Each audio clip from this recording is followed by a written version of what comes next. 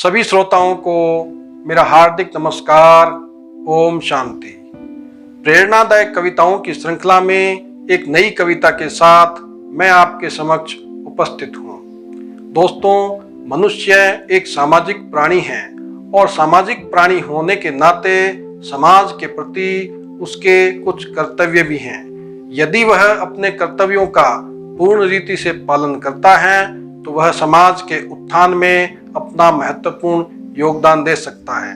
तो आज की कविता हमें यही शिक्षा देती है कि हम किस प्रकार समाज के उत्थान में अपना योगदान दे सकते हैं। तो आइए सुनते हैं आज की कविता, जिसका शीर्षक है सुसंस्कृत नागरिक का निर्माण। जन्म अगर दिया है तो ये भी करके दिखलाओ, जन्म अगर दिया है तो ये भी करके दिखलाओ, अपने लाडलों को तुम पूरे संस्कारी भी बनाओ, अपने लाडलों को तुम पूरे संस्कारी भी बनाओ।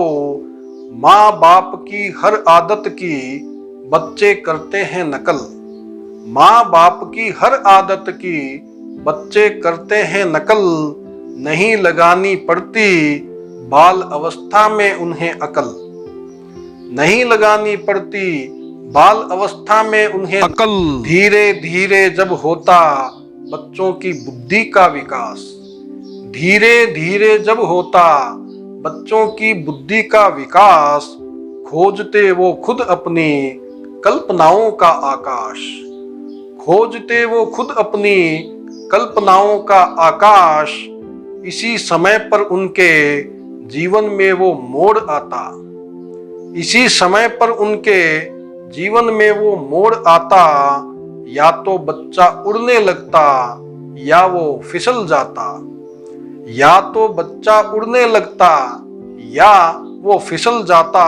अपने बच्चों को तब देना संयम युक्त स्वतंत्रता, अपने बच्चों को तब देना संयम युक्त स्वतंत्रता, अन्यथा यही स्वतंत्रता बन जाएगी स्वच्छंदता, अन्यथा यही स्वतंत्रता बन जाएगी स्वच्छंदता।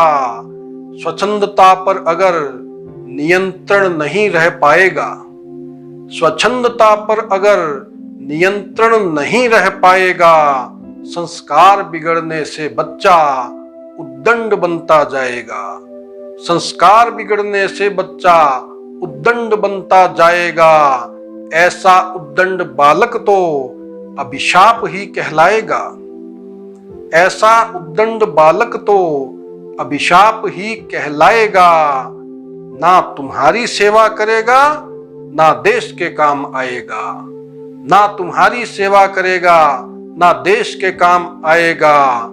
इसलिए पहले सुधारो तुम अपना कर्म व्यवहार, इसलिए पहले सुधारो तुम अपना कर्म व्यवहार, तभी अच्छे हो सकेंगे आपके बच्चों के संस्कार, तभी अच्छे हो सकेंगे आपके बच्चों के संस्कार।